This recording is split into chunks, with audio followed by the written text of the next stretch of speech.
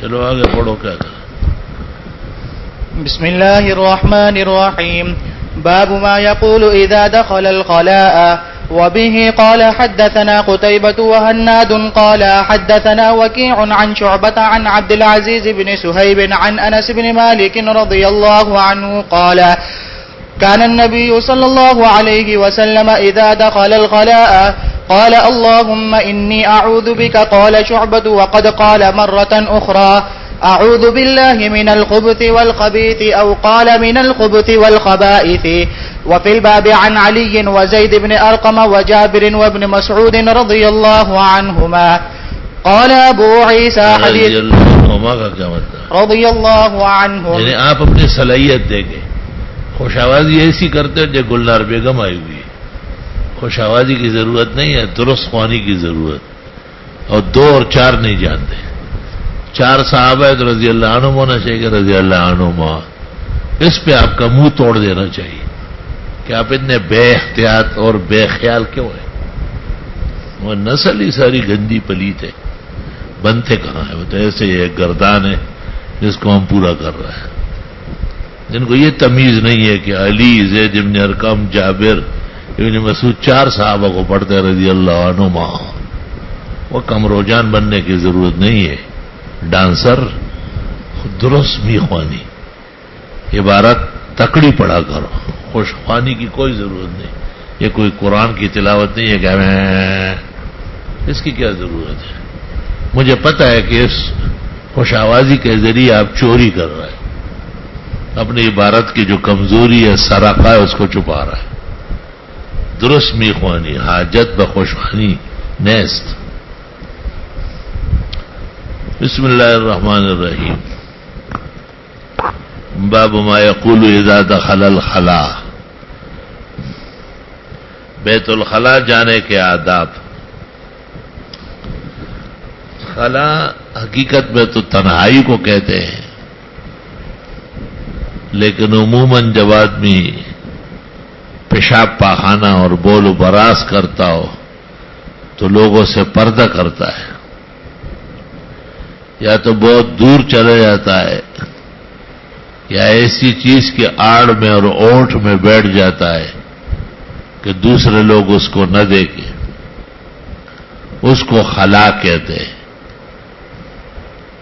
حقیقت میں خلا خلوت سے ہے،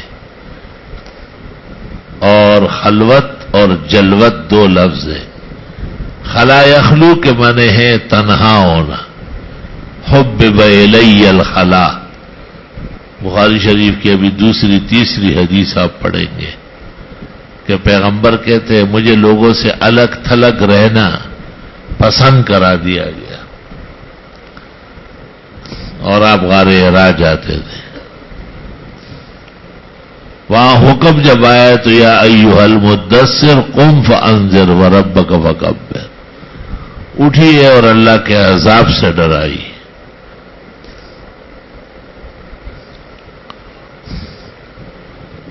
علماء کہتے ہیں یہ جلوت کا حکم ہے. جہاں لوگ ہوں گے وہ خلا نہیں ہے، وہ جلا ہے. تو جب آدمی کے پاس ساز و سامان نہ ہو ہدایت کا، علم اور ارشاد نہ ہو، تو پھر خلوت بہتر ہے. صوفیہ کرام اس لیے جنگل اور پہاڑ اور دشت وغیرہ اختیار کرتے ہیں کہ ان کے پاس فسق و فجور اور ماحولیات کے مقابلے کا سامان نہیں ہے. اور علماء کرام مقام جلوت میں ہے، اس لیے علماء احسن حالا من الاولیاء. علماء کرام معتبر ہے، اولیاء معتبر نہیں. اولیاء تو ان کے مقتدی ہے اور ان کے عوام ہیں، کیونکہ علماء نے وہ صفت اپنائی ہے جو وحی کے بعد ہے اور وہ جلوت ہے، اور اولیاء نے وہ حالت اپنائی ہے جو وحی سے پہلے ہے اور وہ خلوت ہے. ھذا هو فرق عظیم بین الولی والعالم الجلی. عقائد میں لکھا ہے کہ اگر سارے جہان کے اولیاء اکٹھے ہو جائے تو ایک عالم ربانی جس کو شریعت عالم کہے، انما یخشی اللہ من عبادہ العلماء یعلمہ علماء بنی اسرائیل، اس تک نہیں پہنچ سکتے. یہ سارے جہان کے اولیاء اکٹھے ہو جائے، ایک عالم فقیہ جیسے امام محمد ہے، امام ابو یوسف ہے، ظفر ابن حذیل ہے، محمد ابن شجاع ہے، حسن ابن زیاد ہے، ان تک نہیں پہنچ سکتے. اور سارے جہان کے علماء اکٹھے ہو جائے، کسی ایک صحابی کے مقام کو نہیں پہنچ سکتے. اور تمام صحابہ اکٹھے ہو جائے، کسی ایک نبی کے برابر بھی نہیں. اور جمیع انبیاء و مرسلین، اولیاء و متقین جناب رسول اللہ صلی اللہ علیہ وسلم کے مقام کو نہیں پہنچ سکتے. اس طرح لکھا ہے عقائد کے شروع وغیرہ میں.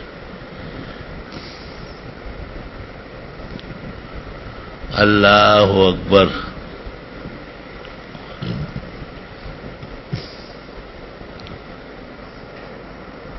یہاں خلا سے مراد بیت الخلا ہے. عام طور پر کوئی ایسی جگہ اختیار کی جاتی ہے جہاں آدمی بول و براز سے فراغت حاصل کر لے. قدیم زمانے میں تو یہی جنگل اور دشت، صحرا وغیرہ استعمال ہوتا تھا. دیہاتوں میں اب بھی وہی رواج ہے. وہاں میں ایک دفعہ سرحد میں حسیر مالٹا حضرت مولانا عزیر گل صاحب سے مل کے آ رہے تھے.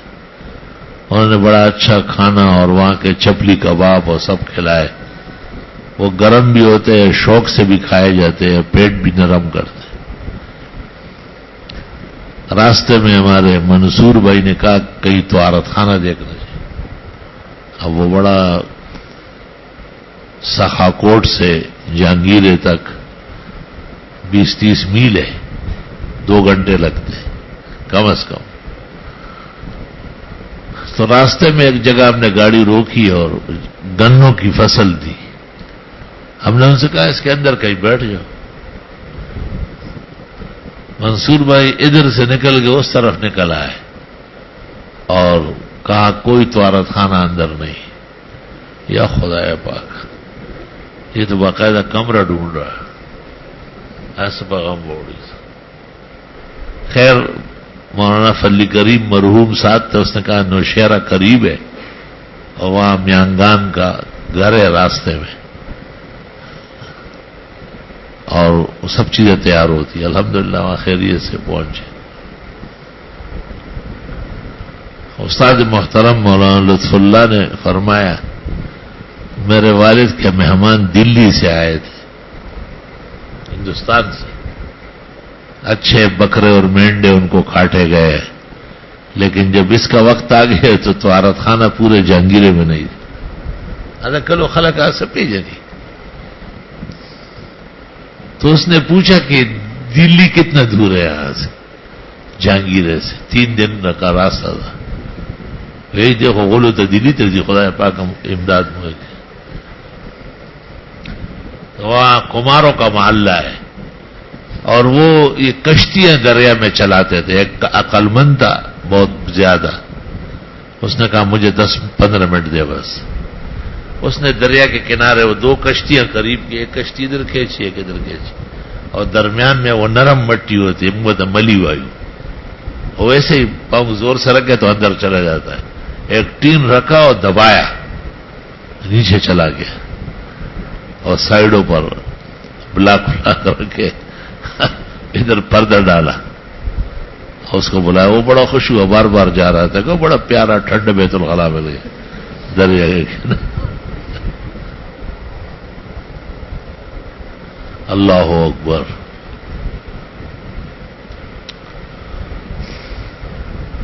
میری شادی تھی 78 میں. کراچی سے مہمان آ رہے، یہاں امام ہو چکا تھا 75 میں طالب علمی کے زمانے میں. مزمل بھائی اور ایک لڑکا ہے محلے میں جیلانی، غلام جیلانی، یہ دونوں آئے تھے. استاد محترم مولانا لطف اللہ نے مجھ سے پوچھا ویرا ملمنو تھا وہ طہارت سے انتظام کرے جہانگیری کے طہارت خانی کور کی رشتہ. میں نے کہا ڈاکٹر عبدالصمد، ایک اور عبدالصمد جہانگیر نثار خان کے بھائی تھے. میں نے کہا ان کا نیا گھر بنا ہے اور نثار لالا ہمارے دوست تھے، وہ مہمانوں کے میزبانی میں برابر شریک. اس نے پہلے سے کہا کہ مہمان یہی ہمارے گھر ٹھہریں گے، وہاں مکمل طہارت خانہ ہے. تو حضرت نے پھر یہ اپنے والد کے مہمانوں کا قصہ سنا ہے. ایوं پختانوں کو ڈوڑے موڑے خیال کو نور پسے نہیں ہو. اللہ ہو. ڈاگئی مولانا سے ایک دفعہ ہم ملنے گئے، وہاں بھی دعوت خوب ہوئی اور یہ لوگ تو کھاتے شوق سے ہیں. پھر بعد میں طہارت خانہ تو مولانا نے بڑے وزن سے کہا الا سہارا. مجھے بڑا گران گزرا کہ اتنا بڑا عالم ہے اور معاشرتی فہم کم ہے. وہ مولانا صبا احسن تھے، وہ جو وہاں گھومے پھرے نا، واپس آئے سارے سفید کپڑے بالکل خراب ہو گئے، کچالانوں کے گرد ادھر. ہاں کپڑے تھے کسری کی. میں نے کہا فارغ ہو گئے ہوئے؟ نہیں، میرے اوپر قیامت ہے. وہ مجھے کہتے ملئی سے پخیرا لے. ایک طرف مجھے زور لگ رہا ہے، دوسری طرف یہ مجھے سینے سے ملاتے. خیر جی، 5-6 مہینے بعد حضرت مولانا حمداللہ صاحب نے خط لکھا. پھر 5 بیت الخلاء بنے، لیکن اس کے افتتاح کا کوئی آدمی یہاں نہیں ہے. کراچی سے مہمانوں کو لے آؤ، ویراش جیدی اس افتتاح ہوگی. ادھر تک خلق ہوئے منگا زنانہ ہی اسے کور کے وفا لگی ابھی تک کور ہوئی. تو بخاری شریف میں ام المومنین کہتی ہے کہ پہلے زمانے میں ہمارے ہاں بھی طہارت خانے نہیں تھے اور ہم زمانے جاہلیت کی طرف باہر جاتے تھے. مرد دن میں جاتے تھے، عورتیں رات کو جاتی تھی. اور فرمایا کہ اس کے بعد وہاں بھی بنے، وقت بڑھ گیا، لوگ زیادہ ہو گئے. اللہ اکبر و کبیرہ. تو کوئی ایسی جگہ ہو جو خاص اس مقصد کے لیے بنی ہو، یا کوئی بھی جگہ ہو، جنگل ہو، دشت ہو، صحرا ہو، وہاں آدمی فارغ ہوتا ہو تو اس جگہ سے 2 قدم پہلے یہ سنت دعائیں پڑھ لیں. ابو داؤد میں ہے ان هذه الحشوش مختدرہ، ان جگہوں میں جنات ہوتے اور وہ تکلیف دیتے، پریشان کرتے.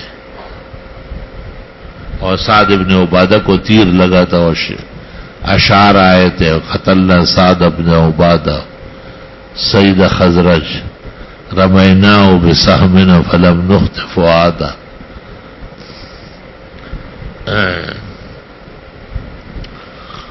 بیت الخلاء، اچھا بیٹھ جاؤ، اندہ خیال رکھو. کئی اس کو بیت الماء کہتے، اور یہ نجاست جو ہے یہ نام کو متاثر کرتی ہے.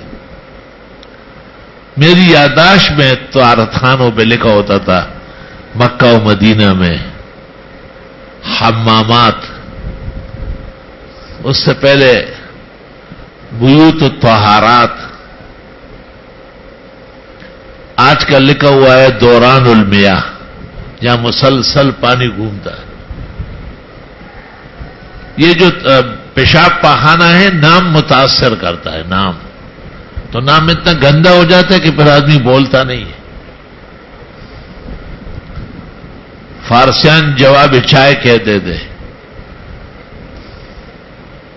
آج کل جو ہے نا ہماری اردو میں بھی نام نہیں لیتے، وہی میں آتا ہوں، ابھی آتا ہوں.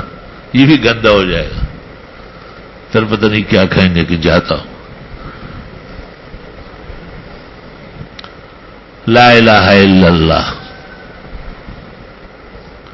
اچھے اعمال سے نام اچھا اثر لیتے، اور برے افعال سے نام بھی گندے ہو جاتے ہیں. آہستہ آہستہ آہستہ لوگ پھر اس نام سے شرماتے ہیں, اس کو نہیں بولتے.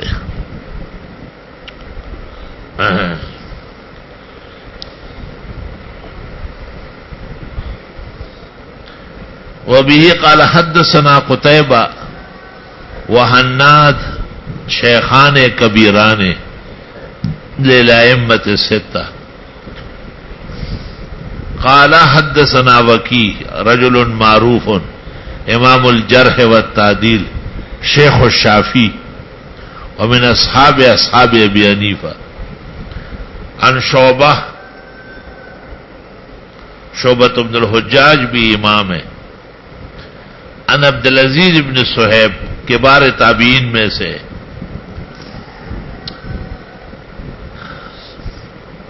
عن انس رضی اللہ تعالی عنہ انس بن مالک رضی اللہ عنہ خادم رسول اللہ صلی اللہ علیہ وسلم.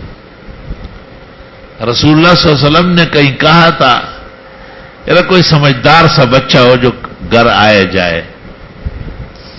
غلام لقد سمجھدار بچہ.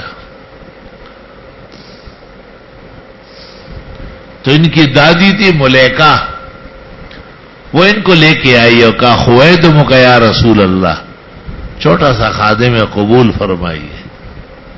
10 سال خدمت اقدس میں رہے, عجیب عجیب معجزات بیان کرتے.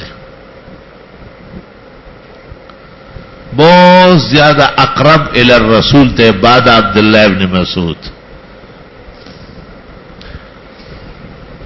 بڑے فخر سے کہتے ہیں خدمت رسول اللہ صلی اللہ علیہ وسلم 10 سنین. پیغمبر نے ان کو دعا دی تھی اللہ مبارک فی مالہ و اولادہ, تو فرماتے ہیں لوگ کیا 1 اور 2 فصل ہوتی ہے, میرے باغ میں 4 فصل آتی. اور حجاج ابن یوسف کا دور جس کے زمانے میں بہت لوگ قتل ہوئے, ایک دفعہ طواف کر رہے تھے, پیچھے مڑ کے دیکھا, مرقات شرح مشکات میں علی قاری نے لکھا ہے کہ 60 سلبی بیٹے ان کے ساتھ طواف میں تھے. 60 سلبی بیٹے, نہایت کثیر الاولاد تھے. کہتے خادم اپنی جان اور مال قربان کرتا ہے شیخ پر, دیکھتا نہیں ہے, ان کے آرام کے لیے دوڑتا ہے. تو اللہ پھر خادمین کو مخدوم کی برکت سے اولاد اور مال خوب دیتا ہے. ہر کی خدمت کر دو او مخدوم شد, اور ہر کے خود را دید او محروم شد. خدمت بہت مشکل کام ہے, بہت مشکل کام ہے, جان کپانی ہوتی ہے. اس سے یہ بھی پتہ چلا کہ مخدوم کو اپنے خادموں کے مال و دولت کی فکر کرنا چاہیے. ایسا تکوینی طور پر بھی اللہ رب العالمین ان کو مستغنی کر دیتا ہے ببرکت دعائے شیخ اور ببرکت خدمت شیخ. شیخ الاسلام شیخ العرب والعجم مولانا حسین احمد نے اپنے استاد شیخ الہند کی خدمت کی. شیخ الہند مولانا محمود الحسن نے بحرین عظیمین مولانا محمد قاسم نانوتوی مولانا رشید احمد گنگوئی کی خدمت کی, مثال نہیں ہے. اور استاد محترم مولانا محمد یوسف بنوری نے حضرت اقدس امام الاسر مولانا انور شاہ کی خدمت کی, بہت زبردست خدمت کی. اللہ ہو, ہم نے بھی کچھ کوشش کی ہے استادوں کی خدمت کی, لیکن اتنی زیادہ نہیں کی. ہمارے زمانے میں ہمارے مولانا جمیل خان صاحب تھے, یہ دورے میں مجھ سے پہلے تھے, مولانا مفتاح اللہ کے ہم سبق تھے, لیکن استادوں کے بارے میں بہت زیادہ بہادر تھے, مثال نہیں ہے. میری زندگی میں میں نے کسی کو ایسا نہیں دیا, حالانکہ سیٹوں کا بیٹا تھا, ہر استاذ پر قربان تھا. استاذوں کے مرنے کے بعد ان کے اہل خانہ سے، ان کی بیویاں، بال بچے، ان کی شادیاں، ان کے خرچے سب مولانا جمیل کرتے ہیں. ان کا نمبر بہت آگے ہے، اب ان تک پہنچ نہیں سکتے. یہ اقرا وقرا جو ہے نا، اقرا وقرا یہ اسی نے پیدا کیا نا، لدھیانوی کی سفارش پر. وہ ساتھ ہوتا تھا. ایک کمال ان کو یہ حاصل تھا کہ ہر بزرگ ان کی حمایت کرتا تھا. ہر بزرگ کسی کو چھوڑتا نہیں تھا.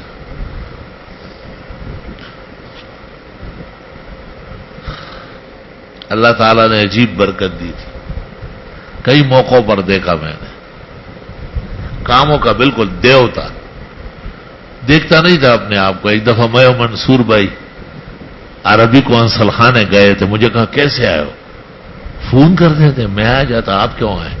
حالانکہ وہ مجھ سے پہلے کیا آئے. نہیں. تو میں نے کہا وہ ویزا لگوانا ہے. منصور سے کہا پاسپورٹ مجھے دے دو، آپ حضرت کو چھوڑا ہے. مجھے یہاں مدرسہ چھوڑا. منصور کو کہا واپس آئے. واپس گئے، سیدھے کونسلیٹس کے پاس لے گیا.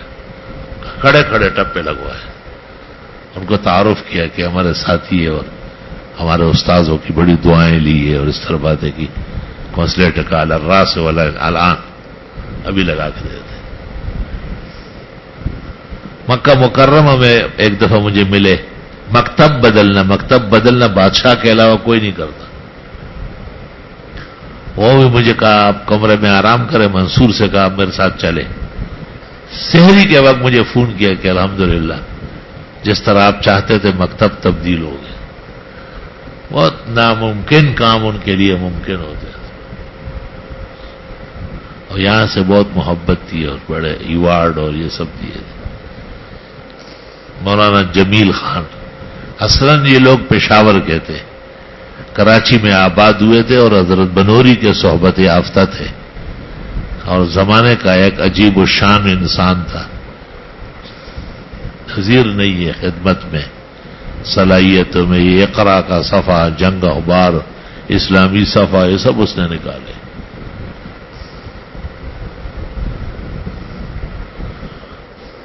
تواضع حد درجے.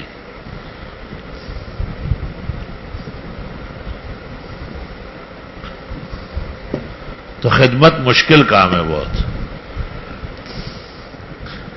اور بہت ہی بڑی برکات ہے اس کی.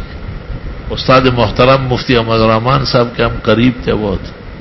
حضرت بھی بہت مہربان اور شفیق تھے. اور وہاں سے جہانگیرے سے حضرت الاستاد مولانا عبدالحنان صاحب وہ ہم وقت تشریف لاتے تھے. سال میں 4 دفعہ، ایک مہینے یہاں رہتے تھے. عمروں کے لیے ساتھ لے چلتے تھے اور سفروں میں کئی جہاں جب تک ان کی زندگی ساتھ دے رہی تھی ہر جگہ لے کے گیا. میں نے قاضی مظہر حسین کے جنازے میں بلایا تھا. ٹیلی فون کے میں نے کہا آپ کا ساتھی فوت ہوا ہے. قاضی صاحب چھوٹے تھے، مولانا بڑے تھے. مولانا 1933 میں فاضل تھے، قاضی صاحب 1943 میں فاضل تھے. لیکن 12 دیوبند کے ایک بڑے بزرگ تھے. حضرت بس میں بیٹھ گئے. جب وہاں پہنچے چکوال جنازہ ہو چکا تھا اور کمرے میں بیٹھے ہوئے تھے. طالب علموں کچھ کھانے وانے لگائے تھے. میں ملنے گیا. میں نے کہا جنازے میں نہیں پہنچے. انما الاعمال بالنیات. میں نے کہا پھر تو جہانگیرے میں رہنا چاہیے تھا. خیر تھوڑی دیر میں اعلان ہوا کہ ایک جنازہ قاضی صاحب کا ان کے علاقائی گاؤں بھی میں ہوگا. بھی وہاں قریب میں ایک جگہ بھی، کیونکہ تدفین وہی ہے. تو میں نے حضرت کو گاڑی بیٹھا. میں گاڑی بیٹھا وہاں چلتے. وہاں ان کو جنازہ مل گیا. پہلی صف میں کھڑے ہوا. مجھے کہتے ہیں انما الاعمال بالنیات. سمجھ میں آئی؟ استاد تھا یہ حدیث پوش ہوئی نا. آپ مذاق کرنا لوگ ہو رہا جنازہ ملا. واقعی حیران کن تقریر تھی ان کی. اعتماد اللہ تھا. جنازہ پہلا فوت ہو گیا، دوسرا مل گیا. ان کے لیے باقاعدہ پورا اہتمام ہوا. اچانک اعلان ہوا لاؤڈ اسپیکر پہ کہ چونکہ حضرت کی تدفین ان کی وصیت کے مطابق آبائی گاؤں بھی میں ہوگا، لہذا وہاں بھی ایک جنازہ ہو. لا الہ الا اللہ. اب یہ متخصصین جو یہاں بیٹھے ہوئے ہیں بڑے بڑے شملوں والے، وہ فقہ میں بتایا ہمیں کہ حل یعاد صلاۃ الجنازہ ام لا. ظاہر فقہ میں تو لکھا ہے کہ جنازہ ایک دفعہ ہوگا، بار بار نہیں پڑھ سکتے. یہ ان مسائل میں سے ہیں جن پر کبھی عمل نہیں ہوا ہے، متروک العمل ہے. اور کہاں گئے؟ چپ گیا وہ نیو کراچی والا. ہاں وہ اب نہیں آئے گا، اس کو پتہ چلا ہے کہ میری خیر نہیں. وہ سست ہے، بے انتہا سست ہے، اس کا خون ٹھنڈا ہے. یہ جو جنازہ ہے نا، اس کا دوسرا تکبیر مقطوع ہے. السلام علیکم ورحمۃ اللہ، السلام علیکم، بس. لیکن علامہ شامی نے لکھا ہے کہ عمل نہیں ہے اس میں. اور ایک جنازہ دوسرا شہر لے جانا بھی منع ہے. والعمل خلاف ذالک، ولا یعاد صلاۃ الجنازہ والعمل خلاف ذالک. شروعی زمانے سے خلاف ہو رہا. فقہاء کو گنجائش لکھنا چاہیے. اللہ اکبر. اسی طرح یہ مسجد میں جو جنازہ ہے مردہ باہر رکھ کے اور چند آدمی باقی لوگ، یہ بھی فقہ حنفی میں گنجائش نہیں ہے. فتاوی عالمگیری میں ہے والکراہیۃ مطلقا، ہر حال میں مکروہ. اس کی گنجائش بھی نہیں مانی. اللہ اکبر و کبیر. فتاوی قاضی خان میں آپ کو یہ ملے گا کہ کتنے مسائل ہیں جن پر عمل نہیں ہے. اللہ اکبر و کبیر.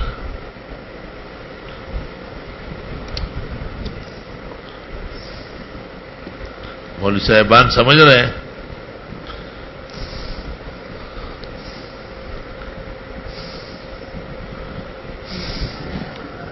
مجموعہ احادیث انس کی 1286 ہے. کل احادیث المرویہ من انس ابن مالک رضی اللہ تعالی عنہ 1286. متفقن علیہ 168 ہے بخاری مسلم کی. بخاری متفرد ہے 83 میں، مسلم متفرد ہے 71 میں.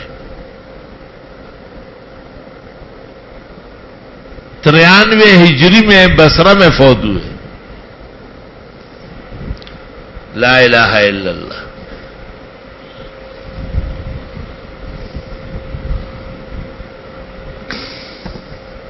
قال كان النبي صلى الله عليه وسلم اذا دخل الخلاء قال اللهم اني اعوذ بك.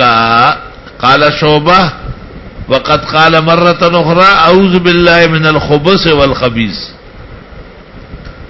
او الخبث والخبائث.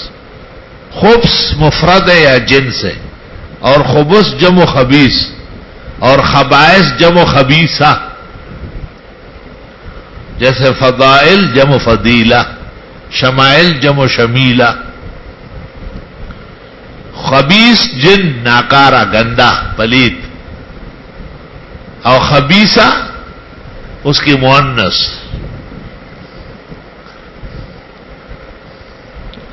جنات چونکہ شیطانی نسل ہے، ان کا میلان انجاس کی طرف بہت زیادہ ہے. مولوی صاحبان سمجھ رہے ہیں؟ اس لیے جہاں مردہ نہلایا جاتا ہے وہاں بہت ہوں گے، جہاں پیشاب پاخانہ ہو وہاں گندے قسم کے جن ہوتے ہیں. صحرا میں بہت زیادہ ہوں گے، جہاں جہاں انسانی آبادی بڑھتی ہے پیچھے ہٹتے. ہمارے مدرسے میں چھٹیوں میں بہت ہوتے ہیں، طلبہ چلے جاتے ہیں. جب طالب علم آ جاتے ہیں پھر بھاگ جاتے ہیں. طلبہ جنات سے اوپر ہے، جنات تو پلاران دی. میں نے طلبہ کی بڑی کرامات دیکھی، خدا کی قسم بڑا حیران ہوں اس بات. ایک غلط کار طالب علم بھی بالکل صف ملائک کا ہوتا ہے. اللہ تعالیٰ ان سے بہت راضی ہے اور بہت انعامات و اکرام ہے. میرے تمام محبوب اور اچھے اعمال میں حب الطلبہ ہے. ڈانٹتا وانٹتا بہت زیادہ برا بلا، لیکن دل محبت سے بھرا ہوا ہوتا ہے. اصولی طور پر ان کی مدد، نصرت، ان کو راضی رکھنا، ان کا نام روشن کرنا، ان کو آگے بڑھانا، اس میں کمی نہیں کرتا. یہ ناظم واظموں سے مجھے عموماً یہ صدمہ رہتا ہے کہ جیسے میں چاہتا ہوں ایسی خدمت نہیں کرتا، خفا رہتا ہوں بہت.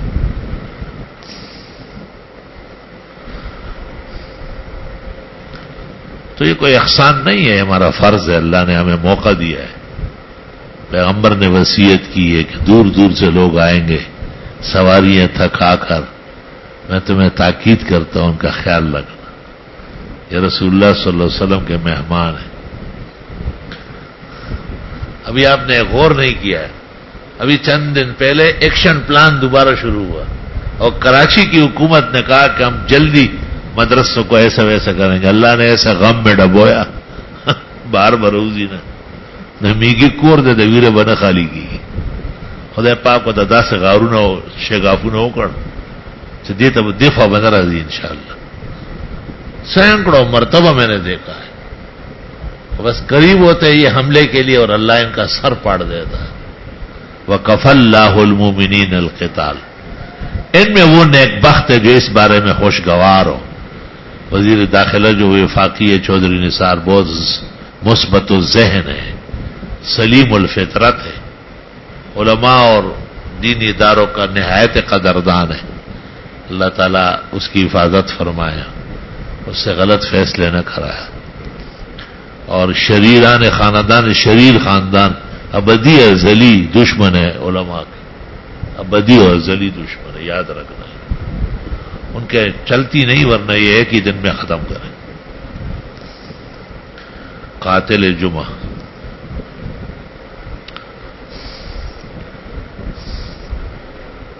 وفی الباب عن علی. سبحان اللہ.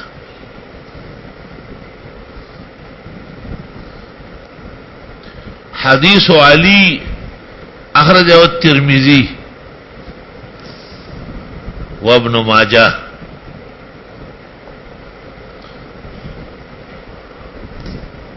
وحدیث زید بن ارقم اخرجہ الترمذی وابو داود. وحدیث جابر لم نقف علیہ، یعنی ماخذ نہیں ملا ہمیں. وحدیث ابن مسعود اخرجہ اسماعیلی فی معجمہ. اس کو فی الباب کہتے ہیں. مولانا نے کتاب شروع کی تھی لب اللباب فی ما یقولہ الترمذی وفی الباب. ہمارے استاد مولانا حبیب اللہ مختار جو حضرت کے داماد و چہیتے شاگرد تھے، انہوں نے بڑا زبردست کام کیا، 10 جلدوں میں مکمل کی، جو 6 جلدیں چھپ گئی اور 4 اللہ کرے جلدی چھپے. قال ابو عیسیٰ حدیث انس صحیح شیء فی ھذا الباب واحسن. وحدیث زید بن ارقم فی اسناد اضطراب.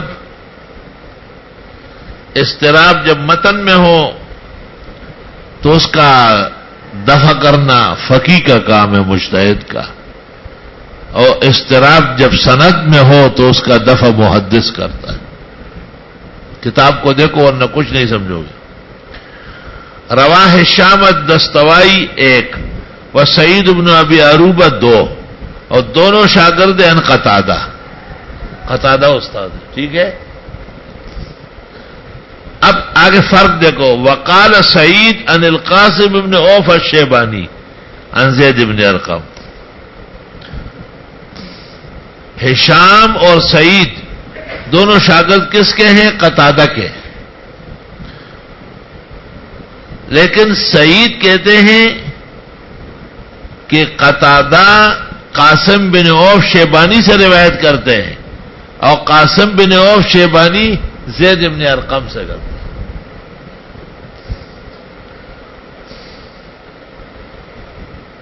وقال ہشام عن قتادہ عن زید بن ارقم. اور ہشام کہتے کہ قتادہ زید ابن ارقم سے کرتے ہیں، ہشام غلطی کر رہا ہے. قتادہ کی روایت زید ابن ارقم سے ثابت نہیں ہے. قتادہ اور زید ابن ارقم کے درمیان میں قاسم بن عوف شیبانی کا واسطہ ہے. سمجھ رہے ہیں؟ کتاب کو دیکھو گے تو سمجھو گے.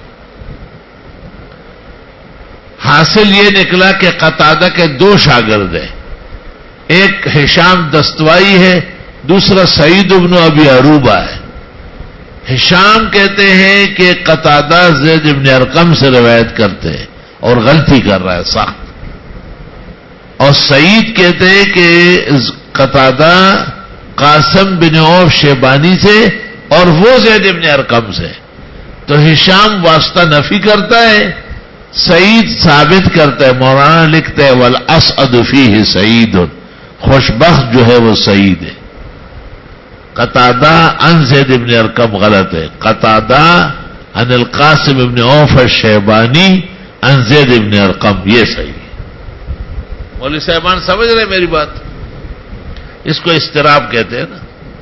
یہ ایک بات ہو گئی، یہ ایک اشکال تھا، اضطراب تھا، دفع ہو گیا کہ سعید جو قتادہ اور زید کے درمیان واسطہ قاسم بن عوف شیبانی کا ذکر کرتے یہ صحیح ہے، اور ہشام جو قتادہ اور زید کے درمیان واسطہ نہیں لا رہا ہے وہ غلطی کر رہا ہے.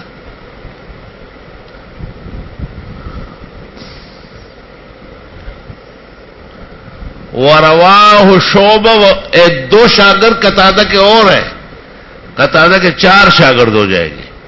وَرَوَاهُ شُعْبَةٌ وَمَعْمَرٌ، شعبہ اور معمر دونوں عن قتادہ عن النضر ابن انس، یہاں تک سند متفق ہے. دوسری سند میں شعبہ اور معمر دونوں قتادہ کے شاگرد ہیں، جیسے پہلے ہشام اور سعید شاگرد تھے، سمجھ گئے. لیکن وہاں قتادہ قاسم بن عوف شیبانی عن زید بن ارقم، اور یہاں قتادہ عن النضر ابن انس ہے. قتادہ سے اوپر استاد بدل گیا. گزشتہ سند میں قاسم بن عوف شیبانی تھے اور اس سند میں نضر ابن انس ہے. سمجھ گئے؟ یہ متفق علیہ، اس میں باس نہیں ہے. وقال شعبہ عن زید ابن ارقم، شعبہ کہتے ہیں کہ نضر ابن انس نے زید ابن ارقم سے روایت کی اور شعبہ صحیح ہے.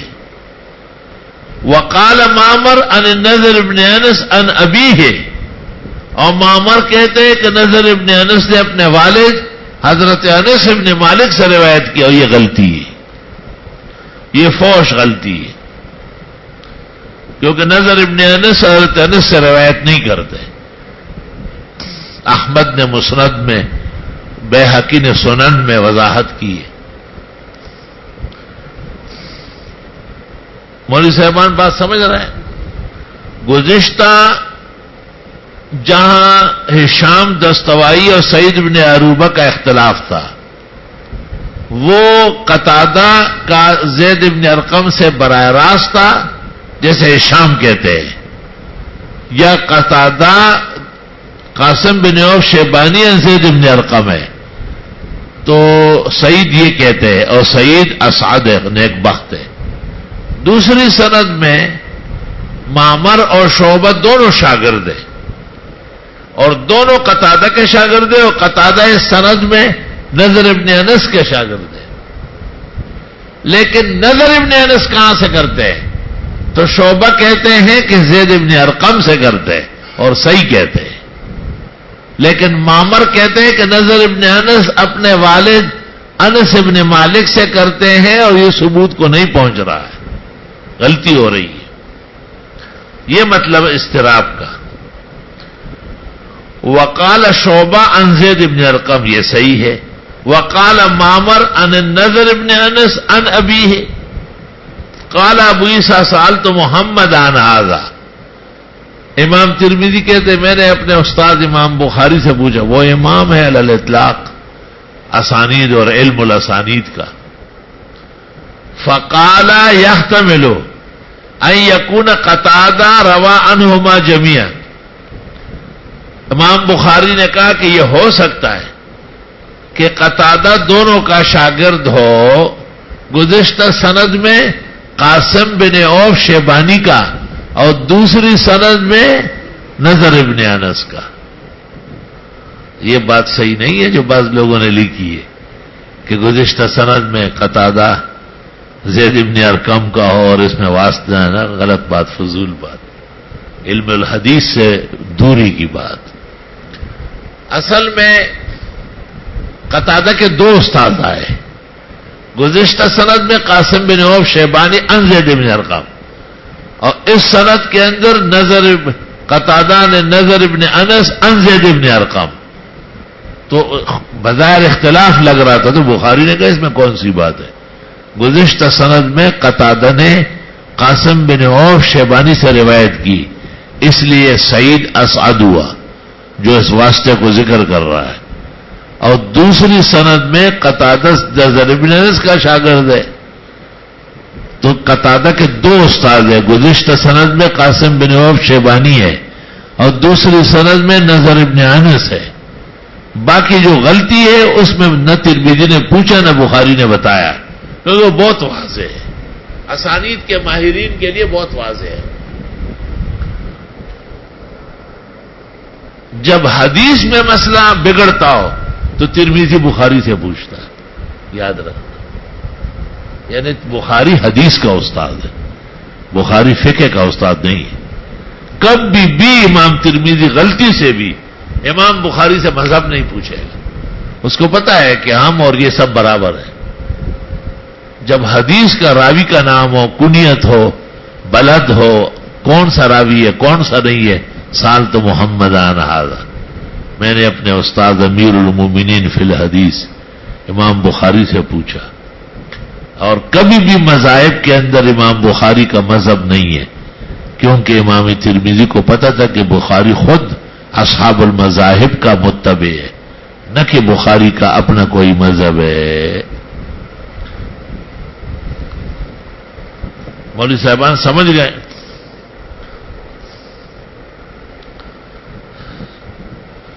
وبه قال حدثنا احمد بن عبدہ الدبی قال حدثنا حماد بن زید عن عبد العزیز بن صہیب عن انس بن مالک رضی اللہ عنہ ان نبی صلی اللہ علیہ وسلم کان اذا دخل الخلاء، آپ جب بیت الخلاء داخل ہوتے، بیت الخلاء داخل ہونے کے بعد کلمات نہیں پڑھے جاتے، وہ محل نجس ہے. اذا دخل الخلاء اذا اراد ان يدخل الخلاء، جب آپ کا ارادہ ہوتا کہ بیت الخلاء داخل ہو جاؤں تو بایاں پاؤں آگے رکھ لیتے اور اس سے پہلے دعا پڑھ لیتے. بیت الخلاء میں ذکر لسانی تو یقیناً منع ہے، ذکر قلبی بھی منع ہے. وہاں اعضاء کو ساکن ہونا چاہیے، اور ساکت جب اختیار میں ہو. قال اللہم انی اعوذ بک من الخبث والخبائث. گزشتہ حدیث میں الفاظ میں بھی کچھ ہیر پھیر تھی، تو یہ دوسری طریق نقل کر کے امام ترمذی نے اس الفاظ کے جو اضطراب تھا اس کو رفع کیا کہ صاف ستھری روایت میں ہے اللہم انی اعوذ بک من الخبث والخبائث. خدا اس جگہ جو ناپاک جنات رہتے ہیں یا ناپاک جنیاں رہتی ہے ان کے شر فساد سے بچا. معلوم ہوتا ہے کہ پیغمبر بھی مدد الہی کے ہم وقت محتاج ہے. جو خود محتاج ہوتا ہے وہ نہ مختار ہوتا ہے، وہ نہ مالک ہوتا ہے، وہ نہ متصرف ہوتا ہے، وہ نہ حاجت روا ہوتا ہے، نہ مشکل کشا ہوتا ہے.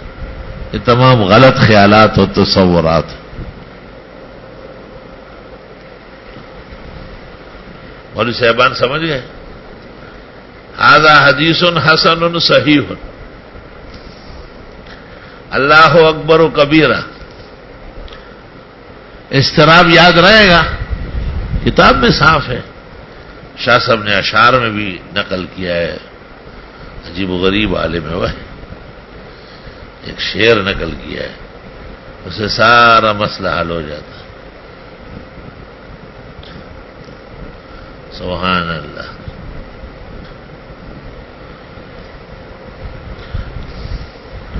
تو اس طرح یاد کرو کہ قتادہ کے 4 شاگرد ہیں، اول ہشام اور سعید ہے، اور ہشام ان قتادہ ان زید ابن ارقم کہتا ہے، اور سعید ان قتادہ ان القاسم ابن عوف الشیبانی ان زید ابن ارقم، یعنی ہشام قتادہ اور زید کے درمیان واسطہ نفی کرتا ہے ہشام، اور سعید واسطہ ذکر کرتا ہے، اور محدثین کہتے ہیں والاسعد فیہ سعید، سعید سعادت مند واسطہ ہے، اور قتادہ عن زید ابن ارقم صحیح نہیں ہے۔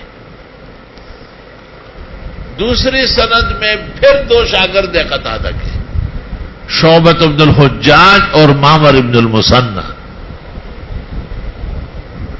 دونوں قتادہ کے شاگرد ہیں، اور اس سند میں قتادہ نضر ابن انس کے شاگرد ہیں، لیکن اختلاف اس میں ہے کہ نضر ابن انس کہاں سے روایت کرتے ہیں، تو شعبہ نے کہا کہ زید ابن ارقم سے کرتے ہیں، یہ صحیح ہے، اور معمر نے کہا ہے کہ اپنے والد انس ابن مالک سے، یہ غلطی ہے، نضر ابن انس نے اپنے والد حضرت انس سے کوئی روایت نہیں کی۔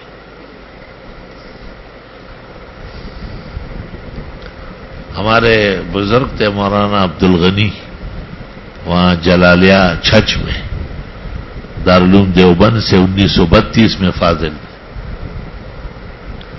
مظہر علوم کھڈا میں 40 سال استاد رہے تھے، بڑے اونچے عالم اور مدرس اور صاحب الفن، تقوی اور ورع کا ایک پیکر، دیکھنے کا ایک نظارہ تھا۔ تو لوگ ان سے سند مانگتے تھے نا، تو وہ دیوبند والا سند دیتے تھے۔ تو میں نے ان کو کہا کہ آپ کے والد سعد الدین مولانا، وہ مولانا محمد قاسم نانوتوی، مولانا احمد علی محدث، مولانا عبدالحی لکھنوی براہ راست شاگرد تھے، 126 سال میں مرے۔ تو مولانا نے کہا کہ نہیں، میں نے والد صاحب سے حدیث نہیں پڑھی، میں جھوٹ نہیں بول سکتا، میں نے کوئی کتاب ان سے نہیں پڑھی۔ ٹھیک ہے، والد صاحب کی سند بہت عالی ہے کہ لوگوں نے بنائی تو حضرت نے دستخط نہیں کی۔ تو کسی نے کہا کہ اگر یہ سند آپ کی ہوتی تو یہ مولانا مدنی، شیخ الہند سب نکل جاتے۔ کہا نہیں، ان کو نکالنا نہیں ہے، نہیں، ان کو ساتھ رکھنا، ان کے پیچھے چل رہا ہے، نہیں، ان کو نکالنا نہیں۔ مجھے علیحدگی میں کہا کہ میں نے اپنے والد صاحب سے کوئی سبق نہیں پڑھا، وہ علیحدہ مدرس تھے ہندوستان میں، اور ہم علیحدہ پڑھ رہے تھے دیوبند، مجھے خود انہوں نے بھیجا ہے۔ اور مولانا سعد الدین جو ان کے والد تھے، بڑے محقق مناظر تھے، اور مولانا محمد قاسم نانوتوی اور مولانا عبدالحی لکھنوی اور احمد علی محدث، یہ جو بخاری اور ترمذی کے موشی ہیں، براہ راست ان کے حدیث ان سے پڑھی سب سے، کتنا عالی سند ہے۔ لیکن مولانا عبد الغنی نے کہا کہ نہ، میں دیوبند فاضل ہوں، شیخ الاسلام سے میں نے بخاری ترمذی پڑھی، اور وہ شیخ الہند کا شاگرد ہے، وہ حضرت نانوتوی، یہ میری سند ہے، وہ والد صاحب والی سند میری نہیں۔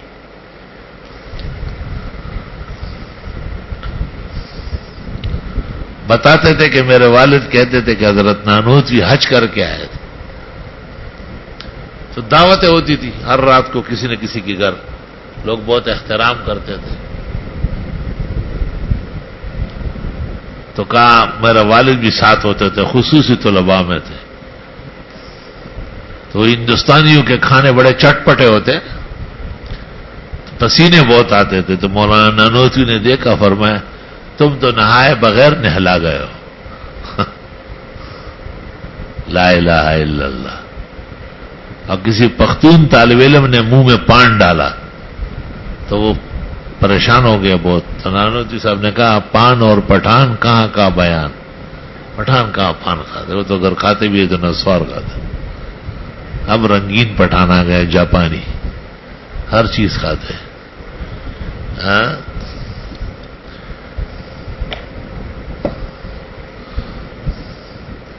اللہ اکبر. تو آج سے اس کو عمل میں شامل کرو کہ جب طہارت خانے جانے لگو تو اللہم انی اعوذ بک من الخبث والخبائث،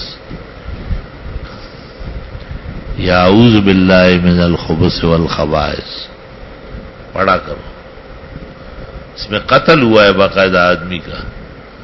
پھر جنات نے کہا کہ ہم یہاں ہوتے ہیں، جو لوگ یہاں آتے ہیں اور اللہ سے پناہ نہیں مانگتے، ہم تیر برساتے ان پر.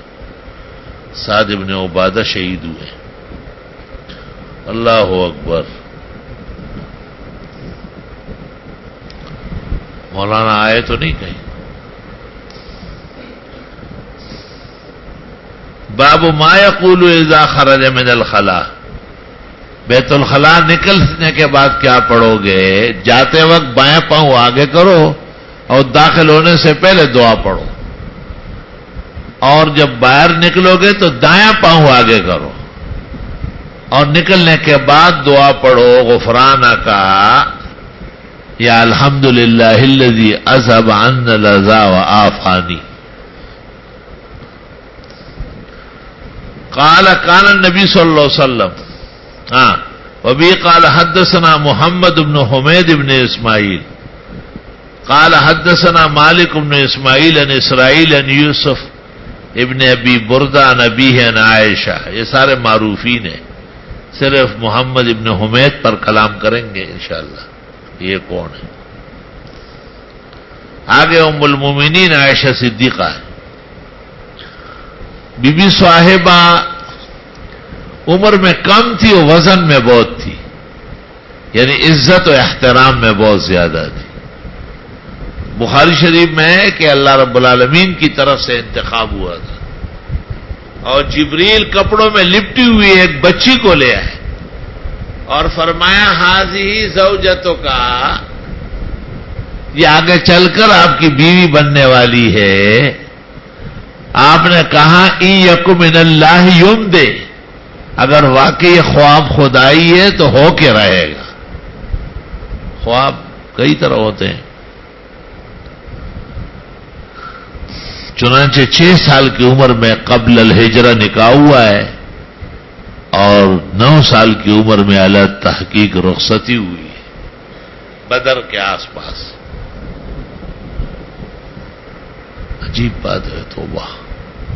وفات رسول کے وقت کہتے بی بی کی عمر 18 سال تھی لیکن لگتی بالکل بزرگ تھی.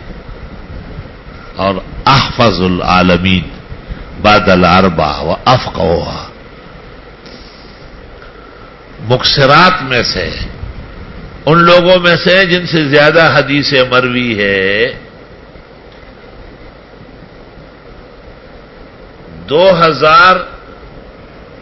2230 یا 240 احادیث عائشہ سے مروی ہے. 2240 یا 230.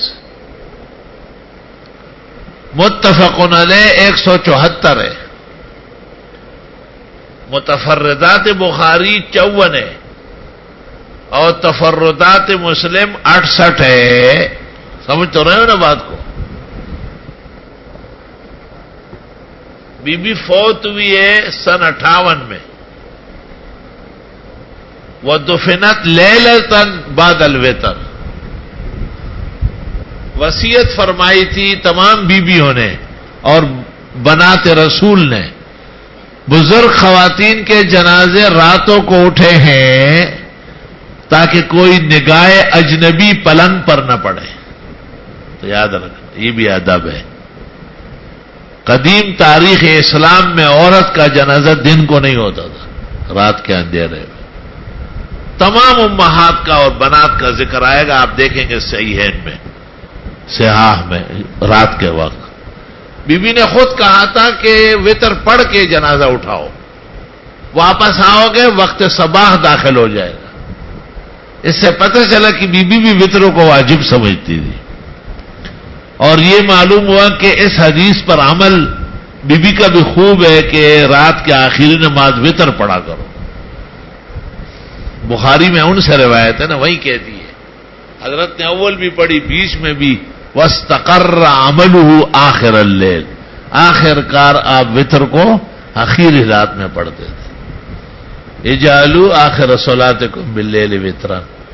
اگر کوئی تہجد قیام اللیل آپ نہ بھی کرے، صرف وطر مؤخر کرے اور قبل صباح پڑھ لے، تب بھی اجر حدیث پر عمل کا ملے گا.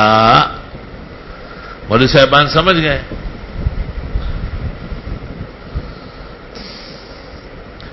اس حدیث میں پیغمبر سے دعا یہ مروی ہے کہ جب خلا بیت الخلا سے باہر نکل تو غفرانہ کا، اے اطلبو غفرانہ کا، اسألو کا غفرانہ کا، آپ سے بخشش مانگتے ہیں. قال ابو عیسیٰ حدیث حسن غریب لا نعرف الا من حدیث اسرائیل بن یوسف وابو بردہ ابن ابی موسیٰ اسمه عامر بن عبداللہ ابن قیس الاشعری وبهذا القدر نکتفی اليوم ولا یورا فی هذا الباب الا حدیث عائشہ. اس پر تعجب کیا گیا کہ اس باب میں تو 11 کے قریب احادیث ہے. امام ترمذی کیسے کہتے ہیں کہ اور حدیث نہیں ہے؟ تو ان کے خیال یا ان کے شرطوں پر نہیں ہوگی. استاد آپ کیا حال ہے؟ الحمدللہ رب العالمین. اللہم صل وسلم علی نبی النبیین ورسول المرسلین سید الاولین والآخرین وعلی آلہ واصحابہ اجمعین. ربنا آتنا فی الدنیا حسنہ وفی الآخرۃ حسنہ وقنا عذاب النار. ملک اور شہر کے لیے دعا فرمائے، اللہ امن و امان قائم رکھے. اہل حق، اہل علم، طلباء، علماء، مدارس، مساجد، ان کے بخواہ معاونین، محسنین، محبین، منقادین، شاکرین، اللہ سب حفظ و امان سے رکھے. صلی اللہ